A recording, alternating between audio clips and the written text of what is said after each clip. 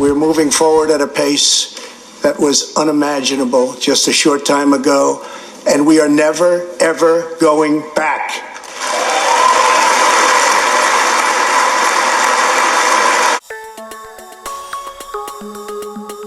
Hey guys, this is Tommy Nation Politics. How's it going, man? How's everyone doing today? Dude, this is the thing about computers, okay? I can talk, I can write op-eds in newspapers, do all that, but the computers make me want to throw shit against the wall. They're ridiculous. Bitch, I found you. There you go. Yeah, you did it. All right, and Logan Patterson, thank you for joining Tommy Nation Politics. It's been a long time coming. How have you been? I've been good. Can't complain. Yeah? How are you with this age of crisis? The social crisis, political crisis, health crisis. In my opinion, I'll take what's the most important one first. Or if we just completely screw the economy up with this weird quasi-lockdown that's doing more to hurt us than help us. So you agree with me on that then? Yeah, no, there's a right way to handle it. There's a wrong way to handle it. How do you think our governor's handling it? Our governor's he's a goddamn idiot. I'll say that straight out. The issue with him is that when it came to the actual lockdown process, he didn't want to impose a statewide lockdown in any way, shape, or form. He said, there's some places that are hit harder, there's some places that are hit smaller. I understand that. Texas is massive, okay? So, there is a group of people probably 18 hours driving distance away from me in a town of 30 people that might not have COVID in any way, shape, or form, and to tell all of them to stay home. Sure, I get that. So, but then when he eventually came around to imposing said lockdown and doing that, when it came to lifting it, he didn't do the exact same thing. He didn't say, okay, there's some of you who are hit harder, there's some of you who are hit smaller. Let's open up the places that are, smaller or something like that. He instead said, no, you're all going to open up now, which, is the exact opposite of his entire counties first, small government kind of approach. Yeah, so he's a waffler. He's a wiffle waffle. Yeah, absolutely. That's what I'm saying. Everybody's still okay with the fact. This is what drives me insane, Logan. On both sides, everybody's still okay with the fact he's a waffler. He can do no wrong if he's a Republican in Texas. So yeah, it's a stronghold without a doubt. It sucks. Clay Jenkins, the Dallas County judge, she's saying, "Dear Governor Abbott, the Public Health Committee, comprised of epidemiologists, infectious disease doctors, hospital executives, physician leaders, public health leaders, met yesterday to discuss action." Scientists, aren't you scientists supposed to be scientisting? As in giving vaccines and stuff?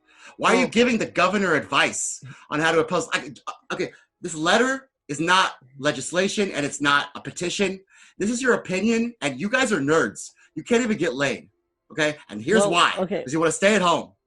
I think what it came down to was, you see that this meeting where they went in to talk to him came down immediately following after his ban on elective surgery. And elective surgeries is where a hospital makes the majority of its money. Yeah. True. So, them banning that means, the hospitals are back to making a small amount of income, and, they don't want that. So you see them going into these meetings with him and kind of changing their opinions a little bit, or allowing, them to give their opinion, but not actually say, hey, you have to do this or anything like that. So they can later on say, well, I said that he needed to do it, but, that he didn't listen to me. So that's that.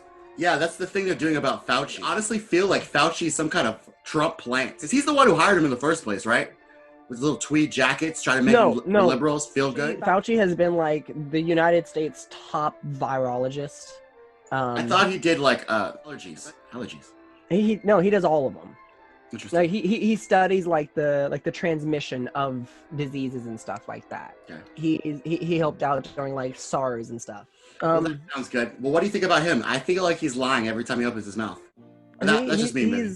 He's under so much pressure to say one thing and to do another thing in that White House. That's not what's supposed to happen.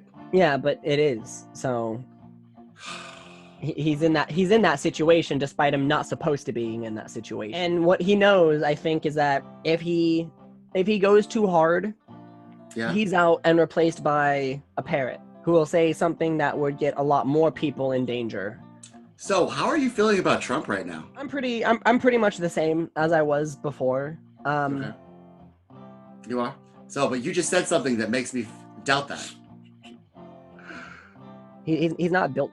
He's not trained. He's not experienced in that kind of field in any way, shape, or form. He's not that kind of leader. You're talking about Trump? He's not that kind of leader. What kind of leader is he? He's a businessman. That's true. And you know what? He looked like he was trying to sell vacuums when he was talking about, that's it. We're going to get this cleared up by Easter. Yeah. Okay, bro. Thanks. I don't think so, bro. This is me. Of course not. He's not ready for this kind of situation in any way, shape, or form, and it shows quite clearly. So, but you voted for him, though. No, I didn't vote for him. I've told you that repeatedly. Oh, you did? You didn't vote for Trump? I didn't vote for anybody. Really? Yeah. Oh, and I didn't. I know. I've heard the whole, you're throwing your vote away. No, don't. I would never say that. My thing is I shouldn't be forced to choose between two political parties, and if I don't vote for the parties, I'm somehow supporting said parties. Yeah, that's bullshit. I'm the first to tell you that. Hey, that's a nice dog. What kind of dog? That is Luna. She is a Great Pyrenees. She's beautiful. A Great Pyrenees? So she's big? She's pretty big. She's about a year old, and she's probably about 75 pounds. Oh, wow. It's a nice big dog. That's a big dog, right? Speaking of dogs, Logan, let's just get off the COVID for a second and talk about the cops, okay? Yeah. All right, okay. so they're insane, they're psychos, and their bloodlust has gone to the point where they can't just not kill a few people just a year. They've gotten to the point where they're just executing people on the streets every day. Right. All over the place. Well, I mean, the first thing I'm going to say is if we look at the numbers in these things. The numbers they give us. No, the numbers that anybody has. The numbers of even third party, the numbers of anti-cop groups, the amount of people dying by cops where 10 years ago, people didn't even know how to put something on their goddamn MySpace page, and Facebook was, something that we were working on. We see these things, and they're much more highly publicized than they were before. Highly publicized because of iPhones and camera phones? Yeah, I mean, absolutely. But because of the ease at which it's able to be shared now. It's happening a lot. Yeah, absolutely. And, things have been getting so better, but we're not where we want to be. That's not what America is about. America is about always pushing the letterhead and about, being better than what we were, despite the cost of what it is. Yeah, that means we have to get better, and we can't let murdering psychos. I think the question that everyone had, the debate between the two, is how do we do that?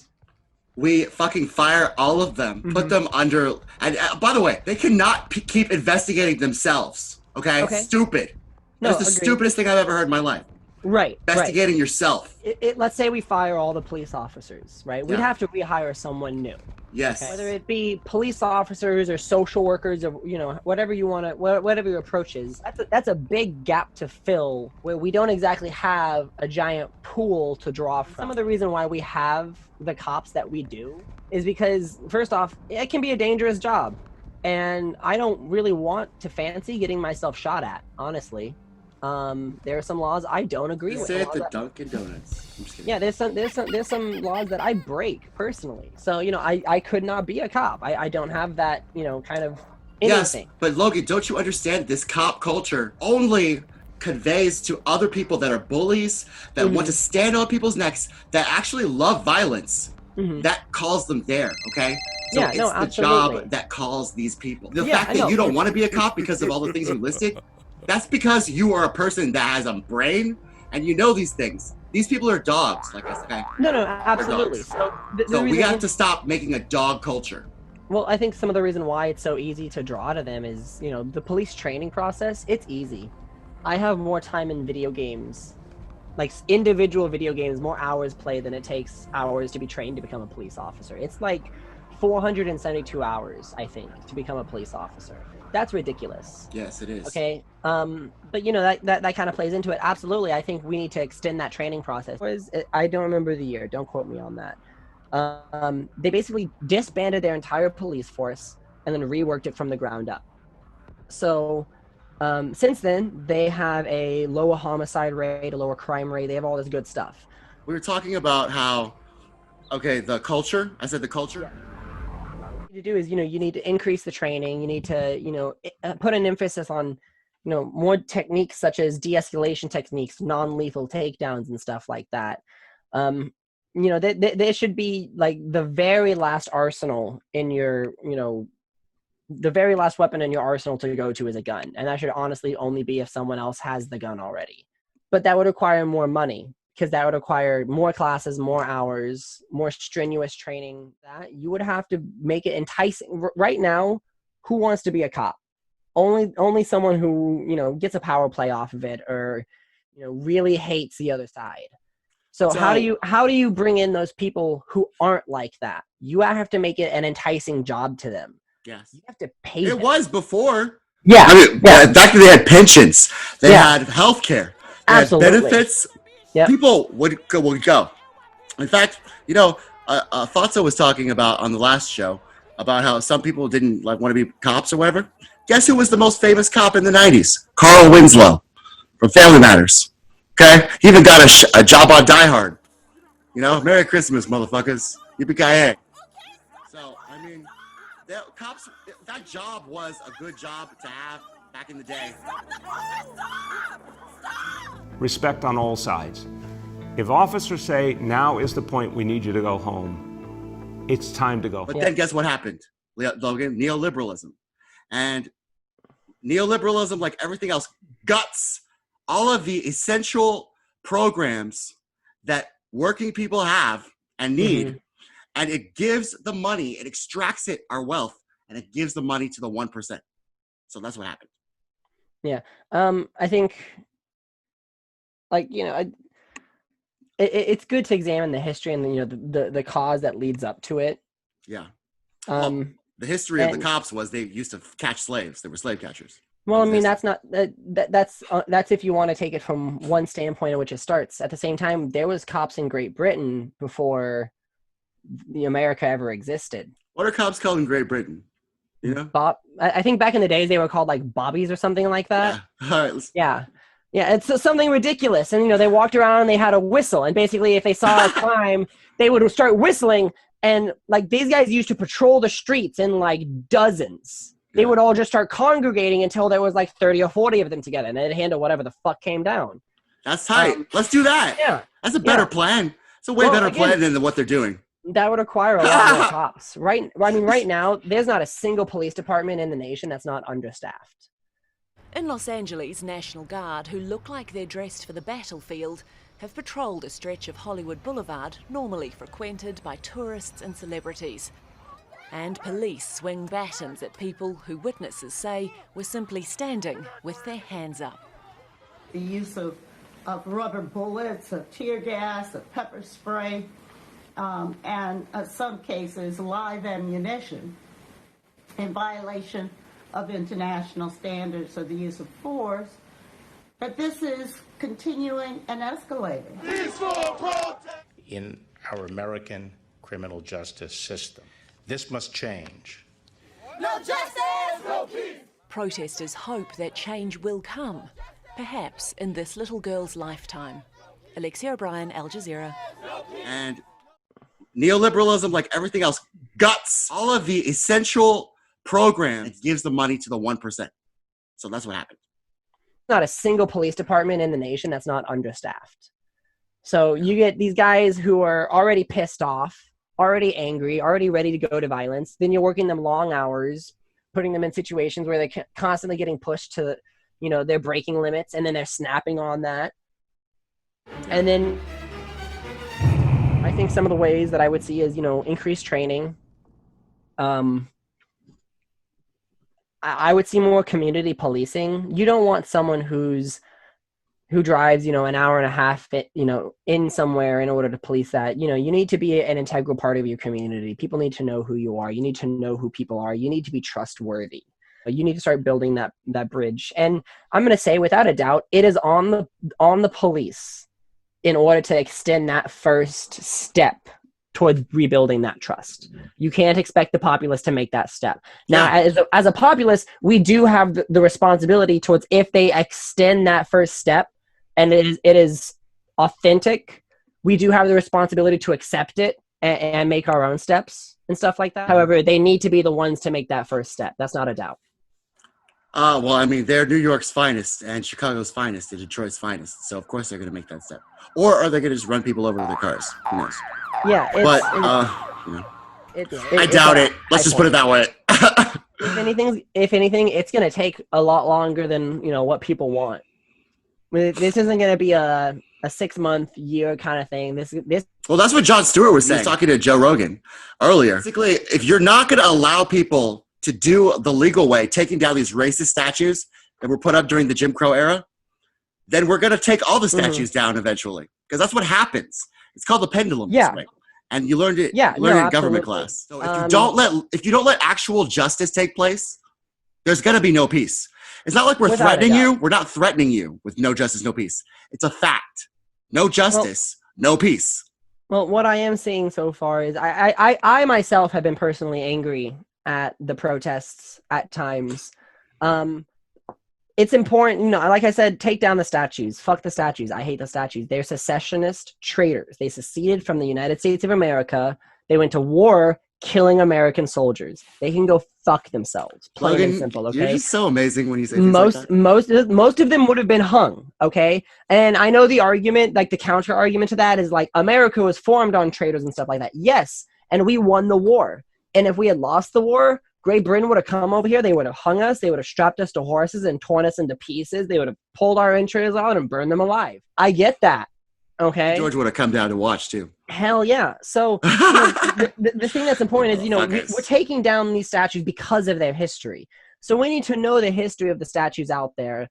And also at the same time, do you believe in rehabilitation? Do you believe that if a person, does something wrong back in their life and they come to terms with it and they want to be a better person, does that brand them forever a bad person? Because it depends on what they do. There's levels of crimes. We're seeing these statues getting torn down. We're seeing some getting defaced. In that, I've seen a couple statues get defaced, livelihood basically tarnished and attacked repeatedly. Another one was the 54th Memorial Regiment for the Massachusetts Regiment in, I think it was Boston. These guys were... Have you ever seen the movie Glory? Yes. Okay. A long time ago. Exactly. We watched it in middle school. Pay these guys to go to war. And, the statue, it had Robert Shaw, the guy who convinced them to lead it and who led the regiment. It had him on a horse and everyone else following behind him. And, it was defaced and people were saying like, him on the horse in front of them, like degrades them and stuff like that. And it's like, he was their leader. Mm-hmm. He was the one who rode the horse out in front. Right. So he could see what was going on and say, hey, we're going this way, guys. But then, those are really easy ones. That's just a history that's easy. What I start to come to is like, okay, Ulysses S. Grant. Okay. Mm-hmm. He did own slaves. Like he married into a slave owning family. He owned his slave for about a year and he freed him before the Civil War started. He, fought in the Civil War, was finally the general that actually took the death toll to the Confederacy. After that, when he was president, he suspended habeas corpus in 11 southern states and used the U.S. military on American soil, which is, tantamount to dictatorship. And his governing attorney, has some of the highest arrest records and prosecution records for hate crimes in the history of the United States. Because he, as he openly said, he just loved taking it to them Southern boys. So, he owned slaves. But after that, he fought hard to stop slavery. The same thing with Benjamin Franklin, who helped later on co-found the Abolitionist Party. These guys pushed hard against slavery, even though at one point they were complicit in it. Yeah. And, my question is that, if they can't be viewed in a positive light, yes, absolutely. Abraham Lincoln at times said, if we could keep the Union together and get rid of slavery, we would. But despite that, he still took that hard line and he signed the Emancipation Proclamation saying, fuck you to Congress. Yeah, I don't need you here, and made the war about slavery. Say before that it wasn't. But the dangerous thing is, where does it stop? Heroes in history have bad history. Gandhi was a racist. He was quoted as saying, I believe that the whites should rule South Africa as they're the superior species. Now, let's just stop right there real quick. Okay. Yeah. So when you're talking about racism, you have to remember the fact that Gandhi was under British colonial empire rule. Okay. So how could he possibly be racist when he has absolutely no power? The guy had even no food. So how could he possibly be racist?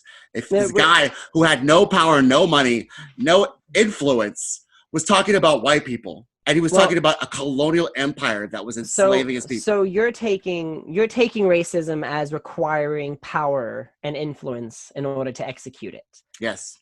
So you're basically saying that you can't be racist if you don't have the means to execute it.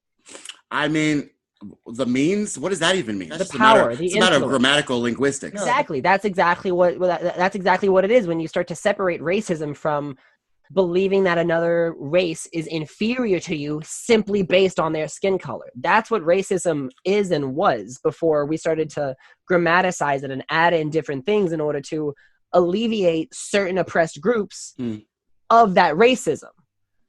People of color, I like the term. It is all encompassing and basically says that all of them love each other. It is a bald-faced lie. I don't know if you've ever, seen the way that Puerto Ricans talk about, Mexicans, the way that Japanese people talk about Chinese people, the way the Koreans talk about Japanese, the way Chinese talk about Vietnamese, the way that Indians talked about Africans, the way that, Gandhi did. All I want you to be aware of is that, you're talking about Gandhi and how he was racist. I mean, that's at the low priority list of the actual things that were happening at the time. The apartheid. What about colonialism? What about that? I'm just saying. The point there. We have someone who's been ascended to a higher level than us. They're getting statues. They're being memorialized. Right. But they held or they did something that was negative. Yes. That was what we consider. Everybody does negative things. We are fucking human beings. Exactly. Does it affect other people? Does it affect other people? It did. In a negative way? It did, yes. How? Well, okay, so here's the thing, okay? We have to draw a line across the board and say, do we believe in rehabilitation or not? Can you be better than what you once were? Okay. If we say no, then fuck off with prison reform, okay? If you say no, then fuck off with the death penalty, okay? If your entire thing is that we should have them rehabilitate back into society, then you believe that someone can get better and grow. If you don't believe that, kill all of them or imprison them for life. But that's where we have to get to the point where we say, can we do it? I think we already have said that. We said yes. Yeah, the First Step Act. They're trying to take down the Emancipation statue in Lafayette Park of Abraham Lincoln. Yeah. The Emancipation statue funded by black slaves and given an 11-page speech by Frederick Douglass, who, even though he admitted that he had reservations about Abraham Lincoln because of his personal stance on slavery and his desire to preserve the Union, admitted that he was a person who made those steps that no one else was willing to give them at any point in time, and came under fire of his own party because of that. And that's also another point that that's what I am getting at. When we start to decry total evil across the board and say tear down any statue of anyone that was associated with that evil, you open it to so many evils, and you open it to any execution of someone. You're just starting to erase the history and erase any of the efforts and steps that people made along the way towards getting rid of that awful crime and awful evil. Okay. So I'm doing this, Logan, because you wear me down. And also, and I'm glad you know it, and so do I.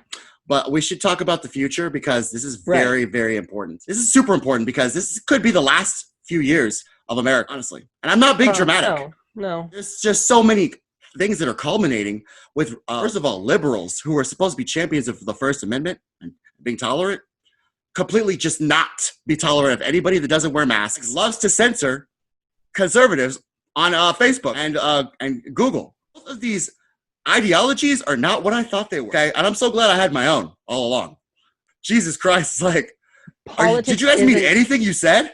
Politics isn't a line; it's a horseshoe. The further you go towards the extremes, the further you come towards totalitarianism, because you're imposing a hard set of rules and a hard set of morals on society. Yeah. That's how it is. You are more in common. The fascists and the communists have more in common with each other than most political parties. The only question, the means at which they executed what they wanted was the exact same. The difference was what they were trying to execute. Yeah. And that's true. That's a means to an end thing. Yeah, Machiavelli. I mean, it sounds motivational. But then you realize they have no morals or principles. So that's fucked up. I think right now, the fact that we're having the dialogue, the fact that we're having the discussions, the fact that, it's being out there in the open, I think it's good. I will say this. So we are having that dialogue. The people on CNN are not having that dialogue. And MSNBC wants you to put your fucking mask on right the fuck now before we put you in cages. Well, just let those kids out of cages. We're going to put you mask wearers, non-mask wearers in cages now because we're liberals and we're goddamn tolerant, bitches. No. Well, this country's come to a head many times before. The 1960s was the perfect time when the civil rights movement happened. It was not hands holding. Everyone walked up to Congress and everyone signed the bill and then turned around and, threw their hands up in the air. It was a long, bloody struggle. The fact is we came out of that stronger than we were. I think we're going to come out of this stronger than we are. I think we just need to, one thing we need to do is we can't take everything as an all-encompassing fight.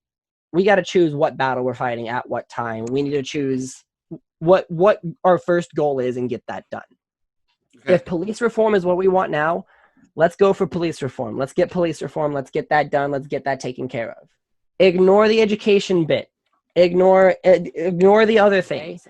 Focus on police reform. That's how you keep your message tight. That's how you keep it focused. That's how you keep from detractors. That's how you keep from honestly getting associated with the crazy loonies who would use your movement to amplify their own, who see you as a way that they can piggyback something that they want to get out there that is just not helpful to the message or to the movement. I think you're right because I mean I agree with law and order, like the idea of it. However, whenever the politicians say law and order, especially Joe Biden, what he means is racist laws and white supremacy, order of white supremacy.